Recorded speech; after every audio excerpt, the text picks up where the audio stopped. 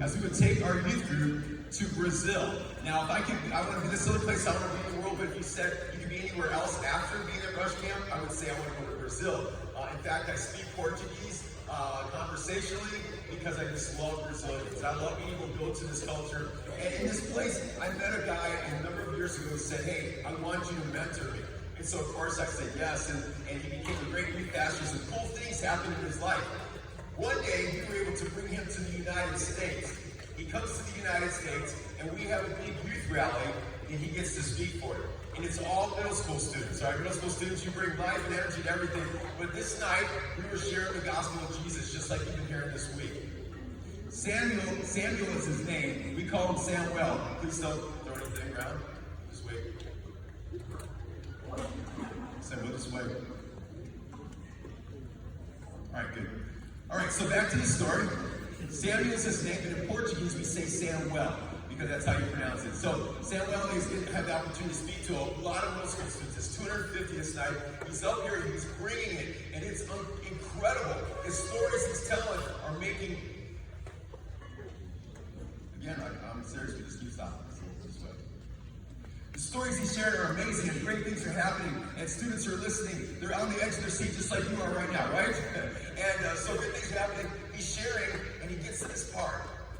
And if he's going really well, and this is part, he says, you know what? Here's the good news, is you don't have to be a loser anymore because of what Christ can do in your life. You can now be victorious. You can have victory in your life.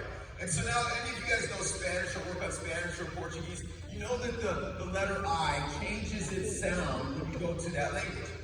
Just like in Spanish and Portuguese, the same way as well. So when he goes, he thinks it's changed to this point in his message. He says, hey, I want you to know that you no longer have to be a loser. Now that you know Christ, you can be victorious.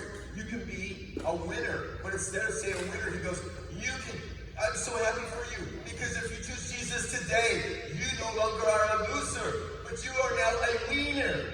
And you're a winner. And you're a winner. And you went around the room telling everybody they're winners. And I'm like, oh no, you can't do that.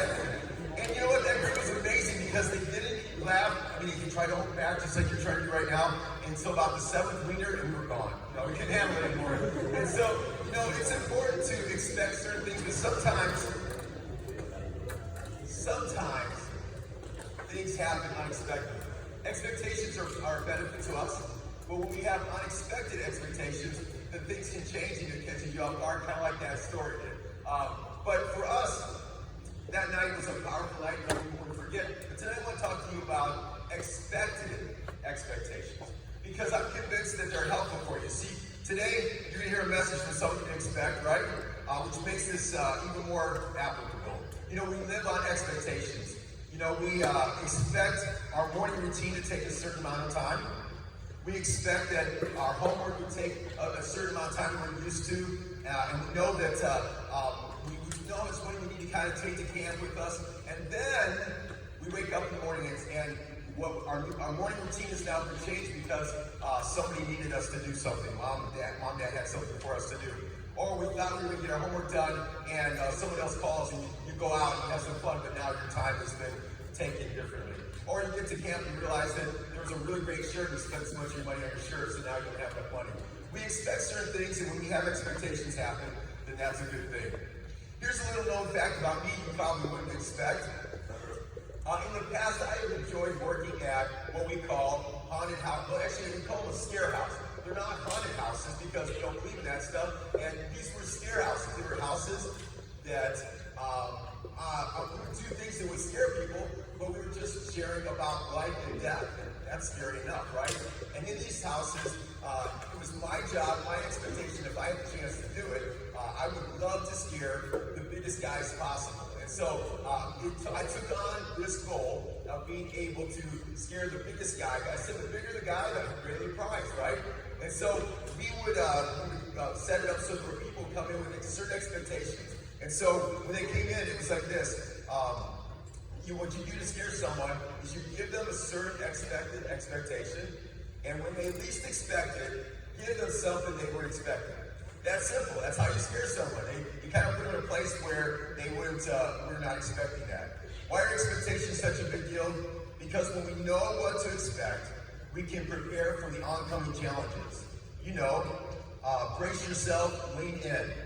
In these scare houses, no one would have ever jumped if they knew that Iowa was tucked away in the shadows of the upcoming corner. And in life, we simply do better when we know what to expect.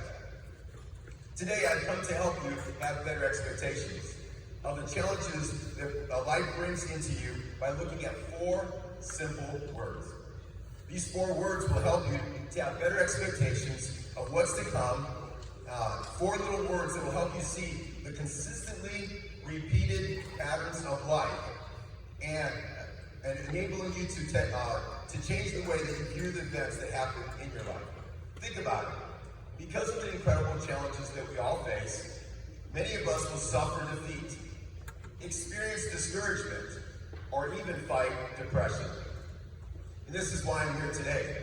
You see, I believe that we lose these battles many times not because we don't try, but simply because we are not expecting what lies ahead.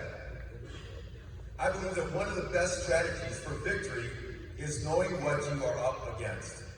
It's these surprises, those surprise attacks that are incredibly difficult to counter. I want to help you to prepare to stand against the storms by knowing what's coming in your life. After working with all kinds of students throughout the years, I'm pretty convinced that you need to have these 4 words. Are you curious yet? Are you ready for these 4 words? Well, here they come. The first of these 4 words is the word hope. You'll be able to remember these because they're pretty easy to remember. The first word is hope. It's what we've all ever wanted. From the moment we were born, we brought hope into this world. Hope brings about happiness. It brings about joy, imagination, the ability to dream. In this stage, we believe that anything is possible. The sky is the limit. We love having hope in our lives. It's the beginning of a sports season where anything is possible, including going undefeated and winning that championship. It's the start of a new school year when you still have all straight A's, you know? It's making a new friend and wondering just where that friendship might lead you. It's these things and more that give us so much hope. You know, as children, our parents and the adults of our lives dream with us about our purpose, why we were put on this planet, and what we will excel at, and how our lives will make a difference in this world.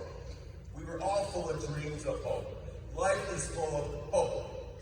The Bible is full of verses that talk about this hope and that God wants to have for us. And specifically, there's none more popular than Jeremiah 29:11. Some of you might have this as your life verse, right? For I know the plans I have for you, declares the Lord. Plans for welfare, not for evil, to give you a future and to give you hope. So the scriptures are full of the idea that life is full of hope. Jesus Christ is hope. When God created each of us, He had a particular hope for our lives. To experience Him, to know Him, and to serve Him in a way that would be far more fulfilling than anything we could ever hope for. Unfortunately, life doesn't allow us to have hope forever. Because eventually, we crash into the second and painful word, which is hurt. Hurt is real, and hurt will find you. You see, you are either experiencing hurt right now, or you just came through an experience of hurt, or you're just not that far away from your next encounter of hurt. In fact, in some of our hurt, it never goes away, it just fades with time, right? We endure many different kinds of hurt. Listen to these. Try to think about yourself. Emotional hurt. At some time or another, we are given words, all right, but these are words of destruction, words of deception, and it feels like they are destroying us. Anxiety and self-deprecating concepts cripple us. There's mental hurt. Mental hurt is when we are held captive by words of manipulation, or we are crushed by words of guilt from our past, sometimes by people who even care for us. Not to mention that we always have someone who's dislike or hate for us, and it's so strong that they use words to carve us up, carve up everything that we believe about ourselves. Then there's physical hurt. Physical hurt is when there's literal pain, a physical trauma that can result in scars, bruises, broken bones, paralysis, even death. This kind of hurt leads us to other vices, right? Including addictions and intimidation from those people who continue to hurt us. And then there's social hurt. And while social hurt has been around a long time, social media hurt cuts much deeper and faster than ever before, resulting in a different type of hurt. A hurt that we never expected would take place. A lot of different kinds of hurt. Another thing about hurt is the way that we face hurt, the way we deal with that hurt. Different hurt comes in our life and how we respond to it is very different. Here are some of the ways I've noticed students have handled the hurt in their life. Some choose to fight back, right? You take revenge, give them what they deserve. Others choose to hurt others, right? Just pass it on. This kind of gives us a certain release. After all, someone hurt them first, right? Some choose to run away from the hurt. We just hope that we can just distance ourselves from the hurt that we're experiencing. Some choose to ignore the hurt. Just pretend it doesn't matter and simply just hope it doesn't exist. It just disappears. Some of us choose to overperform. We somehow think that our achievement will numb the pain. You know, get straight A's, be the super sibling, be victorious in sports, get a job, make some money, etc. Some of us will choose to take that hurt and will choose to medicate it. We will hope that maybe alcohol or drugs, marijuana, vaping, cigarettes, or maybe even excessive food will help us to escape, at least for a while. Some of us will choose to blame others. We believe that we might just be able to move on if we can just pin the blame on someone else for the hurt in our life. And as a result, we start to become a victim. Some of us will take that hurt and we'll just cry. It's an emotional response. We can't do anything else but just cry. We're just overwhelmed.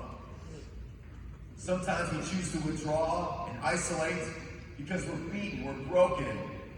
So we choose to protect ourselves from future hurt by avoiding others, even those who truly care about us. And then sometimes, with the hurt, we just crash and burn. Anxiety, depression, leads to suicide. Each of us deals with hurt in our very own way because each of us is very different. And as you can see, these responses do not fix the hurt. And you know what's crazy about hurt? Once you are hurt, you're super susceptible to an even greater hurt. You see, we are in big danger when we're hurting. The danger of believing this horrible lie. You know what that lie is? The lie that says you are alone in your hurt. That you are on your own in your mess. That no one cares. That no one understands. That no one will help. But it's an awful lie. Believe me today. It's just an awful feeling. If we make the mistake of believing this lie, then we may never ever leave the phase of hurt. Don't believe me? Then listen to me tell you a story or two about some of my friends. Marcus. At an early age, Marcus found that he could excel on the football field. The more he succeeded, the greater the pressure he felt to perform. And through a series of incredible events, he traveled from California to Ohio to become the star running back from a lone university football team, until his injuries brought him pain and ended his career and created an addiction problem to medicate that pain. And now Marcus feels weak, discouraged, no longer able to win, and doesn't want to win, or even live another day. Lisa, to everyone else, Lisa lived the perfect life. She had a loving family, great friends, was popular at school. Lisa dated the most desired guys on campus and was usually the first one to break up with them, right? Until she dated that guy. The one guy that was so selfish, manipulative, and harmful. He gave her bruises physically and emotionally, which led to a life of secret insecurities and anxiety. Christian was a beautiful and bright young man, the second born of a family that was on the brink of splitting up. And once the divorce was final and because of financial challenges, Christian would spend nearly 3 years of his life homeless. Taking any couch a family would allow him to borrow and sleep on for a time. Poverty had now taken such a hit on his purpose and self-esteem and reasons for living. Kelsey was a young girl who was naturally acrobatic. She could do body flips with the greatest of ease. And with little effort, she made the middle school cheerleading squad. But at age 15, her dad died, and her world fell apart. She turned to the party life and then struggled with alcohol and drug addiction, and she gave birth to a child and was forced to give her up for adoption. Austin had been hurt many times, so he chose to become a fighter, leading others in the path of his fury. Fearless, Austin successfully took on the challenges of becoming a Navy sailor. Austin began to feel invincible, all the while still feeling so alone. So alone that he didn't want to live another day longer, so he decided to end it all and shot himself in the face.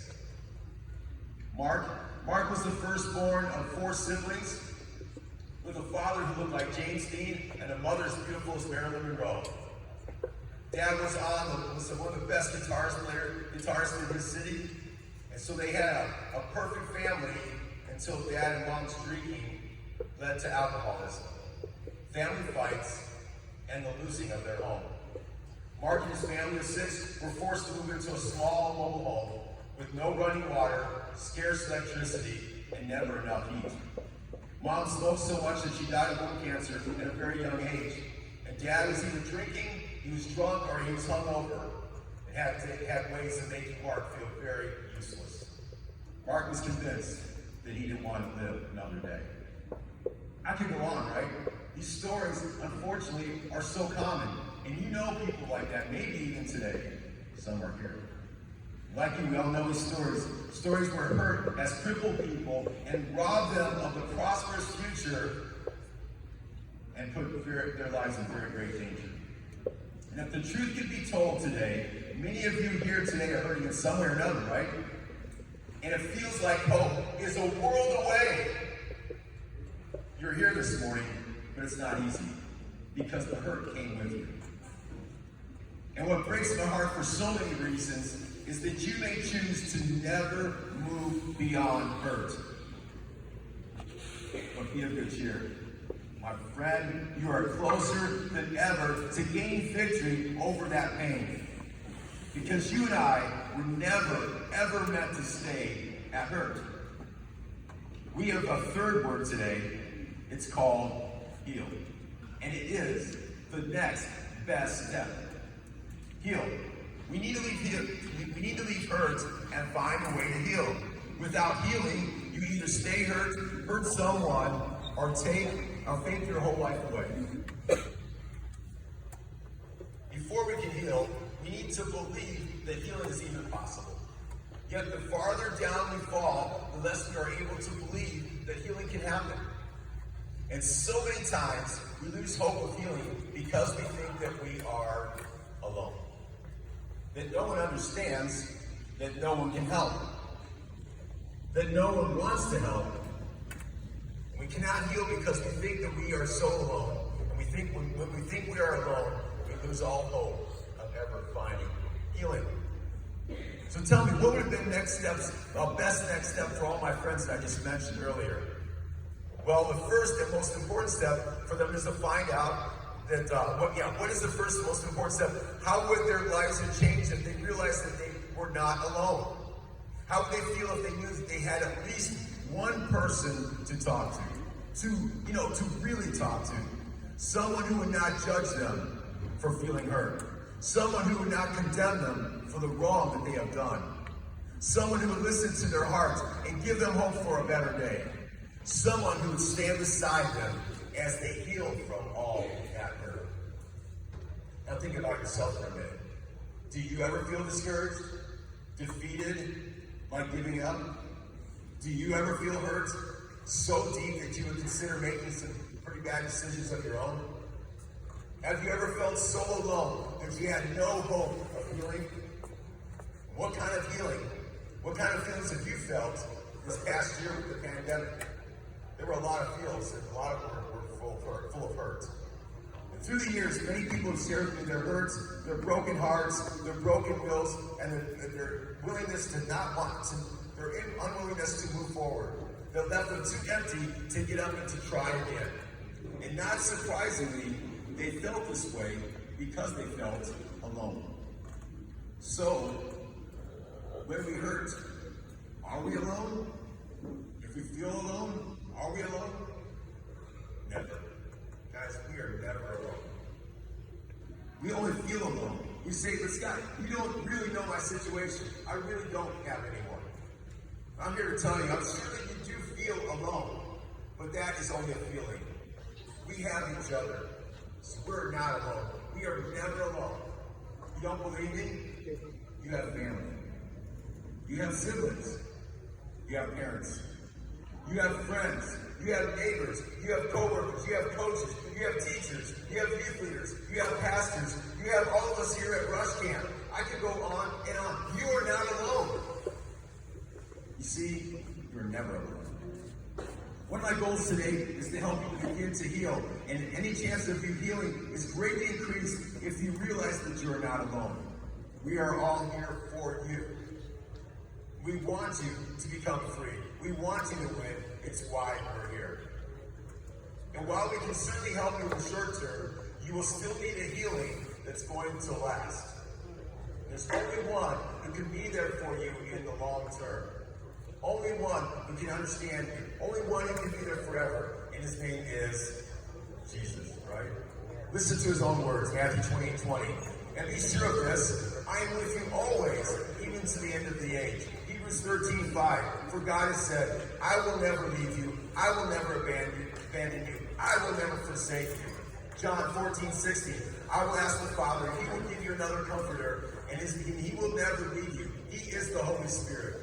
We can go on and on. Jesus will never leave you. Just admitting that you have a need for healing is a great start. But where you go to for that healing is just as important. And that's why we need to have a relationship with Jesus.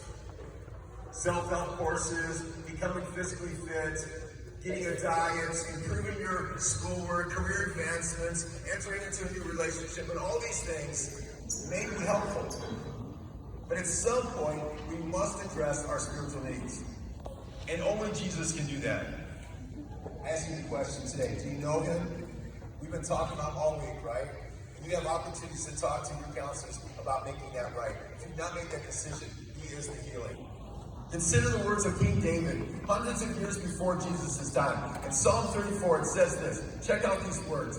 Prophesying about the coming Lord. It says, the Lord hears his people when they call for help. He rescues them from all their troubles. The Lord is close to the brokenhearted.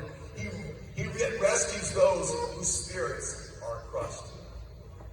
Please believe me, of all the many things in life, the only thing I know for sure is that Jesus heals. And I can attest to that because he has been there for me. And I know that he is calling for you right now. And I pray that you choose to begin and renew that relationship with him today. So here we are. We've discussed 3 words that can change your life. Understanding hope, knowing that hurt comes, and being ready for healing. But too many of us miss the life that God has for us because we miss the 4th word. Think about it. Because some stay at home, they want to live in a fantasy world, avoiding all the problems, adversaries, and enemies, whatever makes their life uncomfortable. Some people want to stay at hurt because they have been hurt so long and so deeply, it's all they know. And there's a comfort in avoiding the unknown. Others won't leave hurt because it gives them an excuse for putting in the hard work that it would take for a change. Still others are content living in hurt because they are able to blame others for their problems, making them the victims. Now some people will graduate onto the level of healed, and desire to victoriously camp at that haven of rest for the rest of their lives. After all, this is the goal, right? What more can you do with her but find healing, right?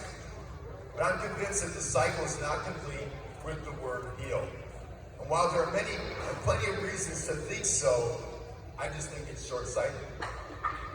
I have watched too many people choose to stay at heal, hurt, or hope. And they never realize the greatest potential for the true reason they were put here on planet Earth. There's one more step in this process, one more reason that gives purpose to all that happens in our lives. Understanding that we have hope, that hurt will come, and there's a need for healing. But the fourth word is where victory happens. That word is help. It's help. Once we find healing, you and I have now gone through all the challenges and finally know how to help others. Just as a mama bear lives to protect and provide for her cubs, so we were created to help those around us. We are intricately designed to help others with the same help that we brought us healing in the first place. Our greatest hope was that one day we would be able to help others. Now think about it for a second. In your early years of hope, remember we talked about that earlier? In that hope phase, those who cared for you dreamed about what you would do with your God-given talents and abilities, right? That personality that Pastor Travis talked about today, that thing that makes you so unique. They were dreaming with you about what you would do with that life, right? Would you be a doctor, a law enforcer, a fireman, a teacher, a coach? The list could go on and on. Hope was based on what you might do one day to help others, right? Now consider your hurt. How in the world would your hurt ever be a good thing? You defeat hurt when you choose to use the pain as a motivator and a teacher for your own life, and then use those lessons to help anyone else who endures the same kind of pain that you did. You can now help those who hurt because you know exactly what it feels like and what it took for you to get the healing that you needed for your life. Remember how we said that when you are more likely to find healing when you realize that you're not alone? If you choose to enter the help phase, then you are now the person that will help someone else not feel alone. Help is so important. God put it this way in His Word in 2 Corinthians chapter 1, verses 3 through 4. Now listen to this passage. I love this. I use this all the time because once I understood that my hurt had a purpose and my healing came through for a reason, it was because of a verse like this.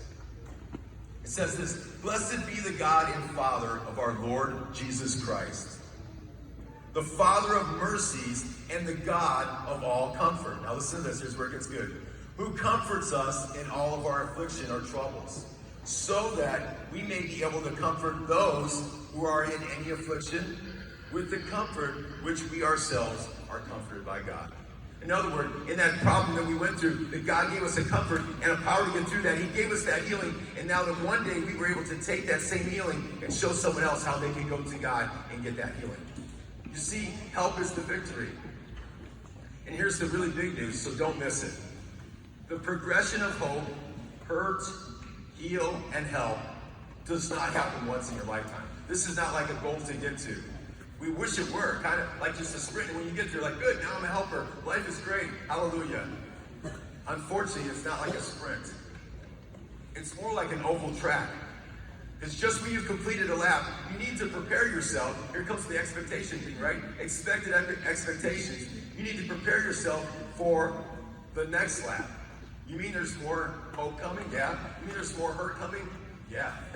Do you need to get healed again? Somebody? Yes. And will you be able to help again? Sure. We can't avoid it. Life is full of adventures and challenges, and those who are victorious are those who are prepared for them. Now listen to this. Imagine how frustrated those are who choose to say, you know what, I just want to stay in hope. I like the Hope Tent. It's so cool. I'm just going to stay here forever. They'll be so frustrated because they choose to never venture out into the world, and life will only be an unrealized dream for them. Always wonder what it'd be like to do something else. Or those who want to stay in the pits of hurt. And we talked about that earlier, right? Those who choose to say, you know what, it's easier for me just to stay here and get hurt. Each attack comes harder and harder than the one before, leaving them in a life of agony and despair. How about those who say, hey, I finally arrived at Heal and I want to stay here at Healing. I like it here. When hurt comes around the corner again, and it will never see it coming. Then all they can do is look for somebody else to help them heal again, and heal again, and heal again, because hurt's coming again and again. It's an oval track, guys. It's going to come back. We have to expect it. We know it's coming. But think about this, your life. Think about yourself right now. But for those who embrace the role of help for others, you run strong. You stand tall, and you are aware of the oncoming storms. You not only prepare yourself, but your experiences and preparation now fortify and qualify you to help others. If you choose to be an ambassador of hope, and it is your choice, I'm not telling you you have to do this, or I can't make you do it, but if you choose to be an ambassador of help, you are now free to hope again, braced for the inevitable hurt, and you know where to find healing, right? And you store up a little extra help for yourself, and then those that you will help in the future as well. And then you get ready for the next lap, and the next lap, and the lap after that. As for me, I have chosen to live as one who offers help for anyone else who needs it. I'm telling you, it is the best life, and I would do nothing else. People who live for themselves are often less satisfied than those who choose to help others. Why? It's because I'm convinced that we were meant to do so much more. Happiness cannot hold a candle to purpose. Materialism will never be as gratifying as helping others. Now, you want some examples of this? Let me tell you about a few of my friends. Marcus, the football player I told you about earlier, he battled addiction. Today, he is a motivational speaker and helps to tell students all over this country about Jesus Christ. Marcus will be here tomorrow to share with our students. Good to hear his story.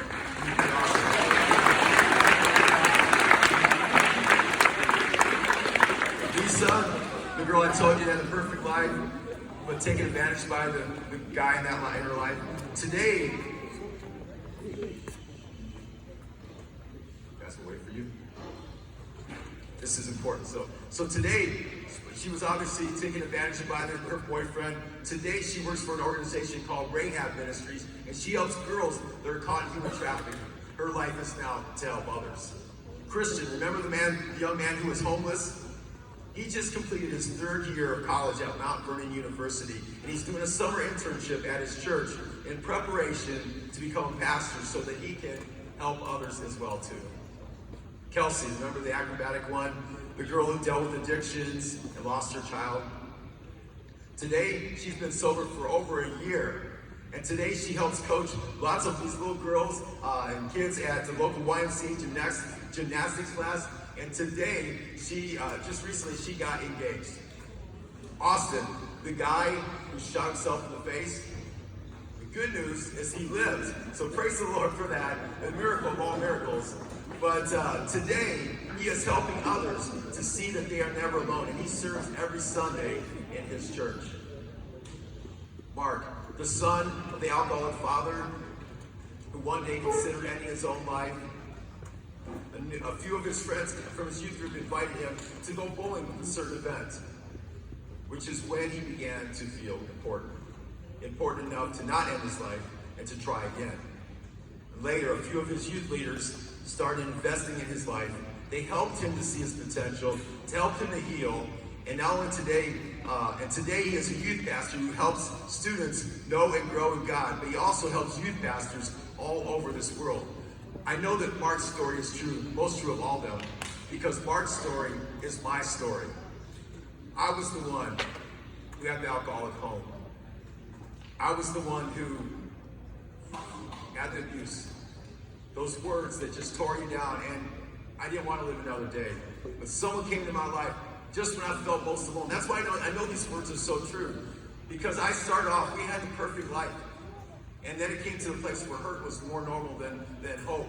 And then the fights came, and the alcoholism, and my mom dying because of smoking herself to death, literally. And watching all that take place, and there was nothing to live for. There was nothing to live for. And knowing that I had nobody to answer to, nobody to care, nobody to talk about it, I surely was ready to give up until somebody in youth group said, hey, come with us, we're going bowling. To you, that sounds like a little deal, right? Like, it's bowling, who cares? I don't even like bowling. To me, it was, someone cares. Someone wants to hear my story. Bobby Hanson, close your eyes and wrap up. You've been amazing, amazing.